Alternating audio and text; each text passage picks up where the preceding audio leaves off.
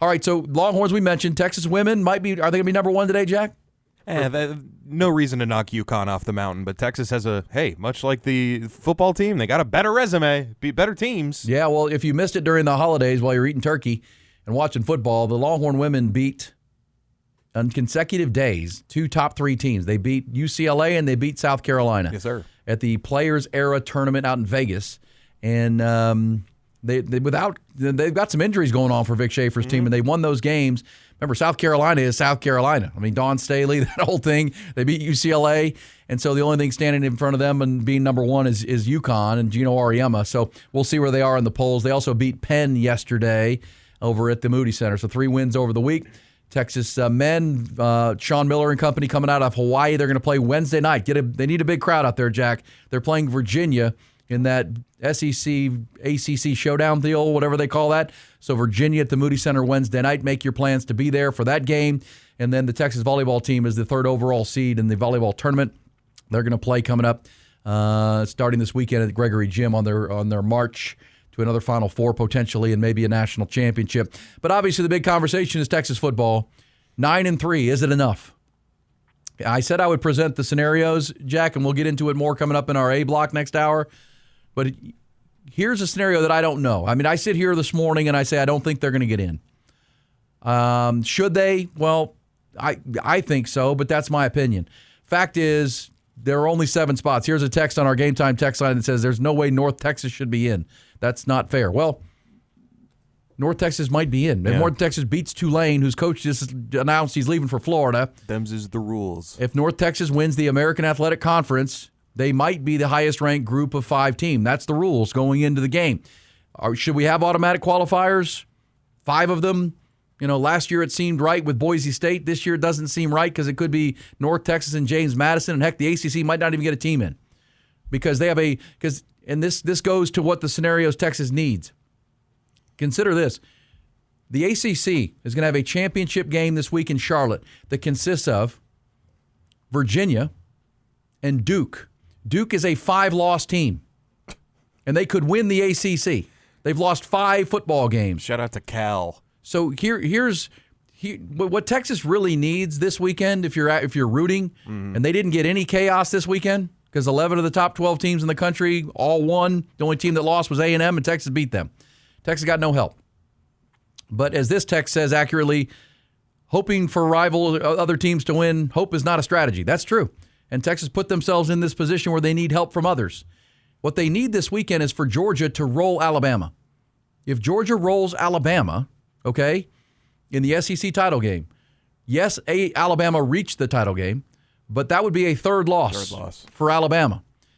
And their loss to Florida State is worse than Texas's loss to Florida. You know how I know that? Florida just stomped Florida State 41-20 this weekend. Right. So Texas's loss at Florida is less severe than Alabama's loss at Florida State in week 1, okay? And so they're both 3-loss teams. Which one will get in, Texas or Alabama? Who's playing better? That's where the beauty contest would begin. But what has to happen, Alabama can't win that game. Georgia has to stomp them. Yeah, BYU needs to get knocked out too. And BYU has to lose to Tech. Which they will. Both of those things have to happen. And then here's the scenario for Texas. Texas and Bama are in the beauty contest, right? It's at-large bids. They're both 3 losses. You know, Texas has the 3 top 10 wins. Bama's got quality wins. That's going to come down to an eyelash. And guess what? The SEC and Greg Sankey aren't lobbying for either of them. They're going to let it be what it is. They'll be happy with one of them getting in. They're not both getting in. So Alabama needs to lose to take a 3rd loss. And then their resume is identical to Texas's, except for the data point of Alabama playing for the championship. Should that punish them? Last year's precedent would be they're going to get rewarded for being in that game. And Texas not playing this weekend. But guess who else is not playing this weekend? Miami and Notre Dame. They're not playing. And here's the situation. Miami should be ahead of Notre Dame because they beat them head-to-head. While we're talking about should Texas be scheduling Ohio State in the non-conference, well, why play them if a head-to-head meeting doesn't matter? If Miami's not going to be at both are 10-2 now, that the whole thing is they both crushed Pitt here in the month of November, leading into December. If Notre Dame losing to Miami, yes, it was by a field goal at the gun, but if it doesn't matter, why play those games? That's the whole point of these September arguments. Why are we playing these games if the committee does not reward Miami for winning that game and knock Notre Dame behind them, then what's the point, right? And then guess what? As we just said with Duke as a 5-loss team, could win the ACC. Well, then Miami should be punished for playing in the weakest conference by far. And Texas should be rewarded for playing in the toughest conference by far, right? Am I wrong on this? So at that point, if Bama becomes a beauty contest with Texas, because that's where we're at right now. You got 5 teams that are bidding for one spot as an at-large team. And those teams include Notre Dame, Miami, Alabama, Texas. That's where we are. Can Texas get in? I think it's a long shot. Should they get in? That's a debate. But you need Alabama to take one on the chin, and they're not playing great football right now. They were vulnerable against Auburn. They had to go for it on 4th down a couple times. They won 27-20, and give Kalen DeBoer some credit.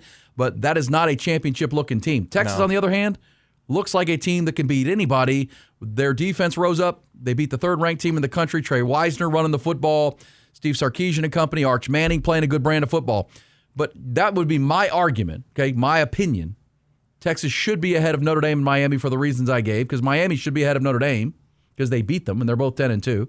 And Notre Dame has beaten nobody, like literally nobody. Find me a quality win for Notre Dame, and don't say USC, because that's not a quality win. That's a decent win. Texas has 3 top 10 wins. And Miami has to be punished for playing in a conference that if you can't make it to the conference championship game in that conference, where a 5-loss Duke is going to play for it, then you don't belong. That's all I'm saying. So, but that's the argument. Is it fair if Texas doesn't get in? Probably not. But is it a reality that they very well may not get in? Yes. Yeah, the precedent's been set. Precedent's been set. And this is why the SEC is pushing for 14 or 16 teams, which I think they're going to do. In January, we'll probably hear about a change to the future format. But again, Texas knew the rules when the season began. And these were the rules, and losing that game at Florida is possibly going to cost them. Should it? We'll see. We'll let it play out. And it's just how it all shakes out. I mean, Notre Dame didn't get punished for losing to Northern Illinois last year because they were a 1-loss team. Yeah. Well, but this is a tough year for it. There's a lot of good teams that are getting left out. But if you know me, you know I'm not big on going back to previous years. Yeah. I'm talking about this season. All that matters right now is this season. And in college football today, history has never mattered less. Like what you've done before, it's all about this year. And what Texas put on the board this year is possibly good enough. It's also possibly not. Mm-hmm. I mean, that's just the reality. The loss to Florida, again, I can't say it plainly enough. You knew going in, if you lost one of those 8 games against teams that you're going to be favored against, if you lose one of them, with only 7 at-large spots available, your schedule's too hard. Your schedule was too difficult. It was a large task going in to go to Columbus, to Athens, play Oklahoma at the Cotton Bowl, play A&M, and we didn't know A&M was going to be an undefeated top 3 team, but we knew they'd be pretty good. We'd said all offseason, those 4 games, you go 2-2, which they did, but you can't lose another one. You can't do what Ole Miss did last year. You can't do what Bama did. There's still only 12 teams. It's going to leave you vulnerable to these exact conversations, and that's what they did. They lost a game they shouldn't have lost, and it's held against them. But again, could they get in? I guess. They're one of those 5 teams we're debating against. It would have to be precedent-setting, but that's what Sark said. What message do we want the committee to send? That playing those games in September don't matter? We don't get rewarded for it? You don't get any credit for it? Look, can I play you something in this exact conversation? Listen to Sark back in August when asked about playing that game at Ohio State. Listen to Sark. This is Sark in August, y'all. This is not for him after the game Friday night. But CDC really takes the lead on a lot of that stuff with his team and does a great job. You know, our schedules have been tremendous non-conference, and the future looks very bright to continue that.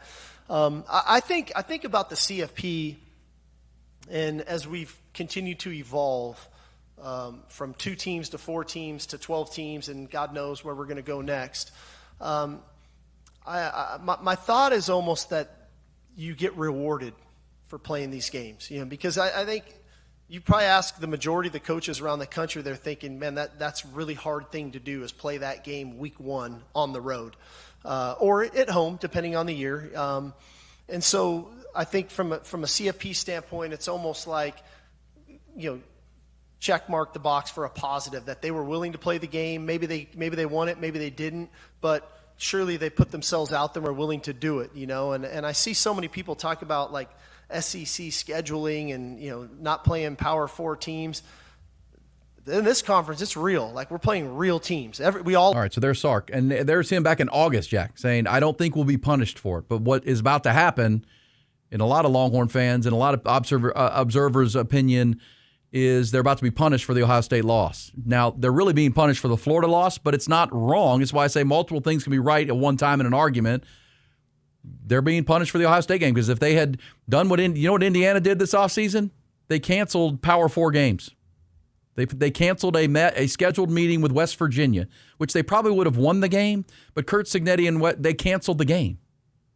So they could add an easier mullet onto the schedule, and so they're 12-0 after beating Purdue on Saturday night, which the Big Ten. So and this is where Sark was saying they have these pretty records, but who have they beaten?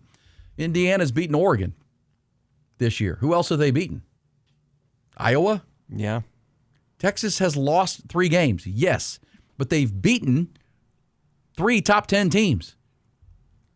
But Sark just said back in August, we will probably be rewarded for that. We believe we'll be rewarded for that.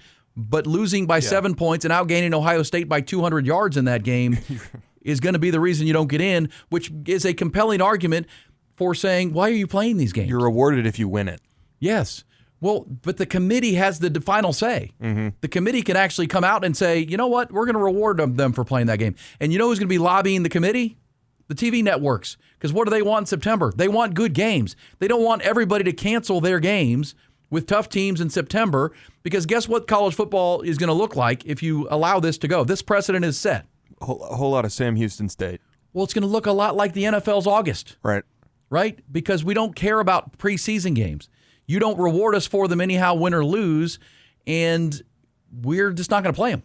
And so we scheduled Wisconsin. That's a top matchup. And so who's going to howl from the rooftops at that point? ESPN and Fox and NBC and they're all going to say, wait a second, we don't want these games. We want better games. Well, you're not rewarding us for playing them. Why would we ever play them? We need to work smarter, not harder. Why would I play that game? Because, again, Texas scheduled Ohio State and Michigan and Notre Dame and all these teams in the non-conference when they were in the Big 12 and they weren't playing big SEC games. Now they're in the SEC and they're going to 9 games. So it's absolutely within the realm that Texas sits down with CDC and the leadership and says, why are we doing this? Why don't we do like Indiana did and scrap these games and say, sorry, Notre Dame, we're not doing that. It's not in our best interest to play those games. ESPN's going to be mad about it. Yeah, Notre Dame's going to be fine with it too because they just get to be 12-0 against a bunch of garbage and they'll be in. This is what the committee can change, though. And it sounds like me homerism from Austin, Texas, but I'm talking about for the good of college football. If you want good September games that are non-conference cross-country matchups like Ohio State, Texas, like Texas, Michigan, like Ohio State coming to Austin next year, or gosh, in 2026, then you should want the committee to say, you know what, Texas should be rewarded for playing that game. Yes, we're not going to hold the Florida game that is that big of a deal. Yes, but they also beat 3 top 10 teams who have beaten a lot of good teams. Because I'm big on who have you beaten and then who have they beaten. I mean, Oklahoma's beaten good teams. You beat them. A&M's beaten good teams like Notre Dame. You beat them.